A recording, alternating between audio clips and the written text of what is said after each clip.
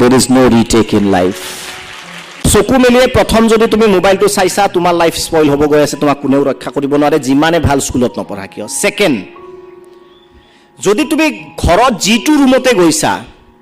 প্ৰতিটো ৰুমত খুজকাৰোতে হাতত মোবাইলটো লৈ গৈছা তোমাৰ লাইফ স্পইল হ'বলৈ আৰু বেছি বছৰ নাই 6-7 বছৰ মান আছে তাৰ পিছত তুমি এটা ইউজলেস যাত না তুমি সোসাইটিত কামত আহিছা না তোমাৰ ঘৰত কিবা কামত আহিছা your life is about to spoil তুমি বন্ধুৰ সৈতে কথা পাতিব বহি আছা তুমি বিয়া খাবলে কাৰোবাৰ ঘৰত গৈছা মামা খুৰা খুৰি তোমাৰ সন্মুখত আছে মই হাঁহি কৈছো you are in a serious trouble তোমাক স্পইল হোৱাৰ পৰা কোনেও ৰক্ষা কৰিব নোৱাৰে লিখি লোৱা 7 বছৰ পিছত দীপক শৰ্মাক উলুটাই কবা স্যাৰ মই এই অভ্যাসকিটা কৰিও মই সাকসেসফুল হলো মই নিজৰ পৰাজয় স্বীকাৰ কৰিম আৰু লাইফ আৰু সিনেমাৰ মাজত পাৰ্থক্য এটাই